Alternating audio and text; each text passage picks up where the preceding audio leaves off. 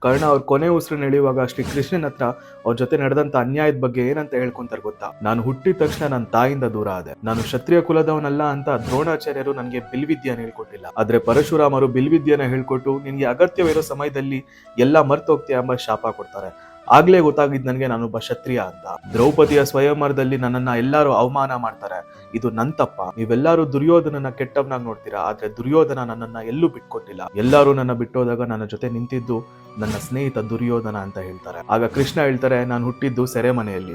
ನಾನು ಹುಟ್ಟಿದ ತಕ್ಷಣ ನನ್ನ ತಾಯಿಂದ ದೂರ ಆದೆ. ನಾನು ಹುಟ್ಟಿದ ಕ್ಷಣದಿಂದ ಮೃತ್ಯು ನನಗೋಸ್ಕರ ಕಾಯ್ತಾ ಕೂತ್ಕೊಂತಾ ಇತ್ತು. ಚಿಕ್ಕ ವಯಸ್ಸಲ್ಲೇ ನನ್ನ ಮಾಮ ಕಂಸನನ್ನ ಕೊಂದಿದ್ದಕ್ಕೆ ನನ್ನ ಬಗ್ಗೆ ತುಂಬಾ ತಪ್ಪಾಗಿ ಮಾತಾಡಿದ್ರು. ಸರಿ, ಅದನ್ ಬಿಡು. ದುರ್ಯೋಧನ ಯುದ್ಧದಲ್ಲಿ ಗೆದ್ರೆ ನಿನ್ಗೆ ಹೆಸರು ಮತ್ತೆ ಪ್ರಶಂಸೆ ಸಿಗತ್ತೆ. ಆದ್ರೆ ನಾನೊಬ್ಬ ಸಾರಥಿ. ಯುಧಿಷ್ಠರು ಯುದ್ಧ ಗೆದ್ರೆ ನನಗೇನ್ ಸಿಗತ್ತೆ ಹೇಳು? ಜೀವನದಲ್ಲಿ ಒಂದು ಮಾತು ಅರ್ಥ ಮಾಡ್ಕೋಣ. ಎಷ್ಟೇ ಕಷ್ಟ ಬಂದ್ರು ಯಾವುದು ಸರಿ, ಯಾವುದು ತಪ್ಪು, ಯಾವುದು ಧರ್ಮ, ಯಾವುದು ಅಧರ್ಮ ಎಂಬುದು ನಮ್ಮ ಮನ್ಸಿಗೆ ಗೊತ್ತಿರತ್ತೆ. ಹರೇ ಕೃಷ್ಣ.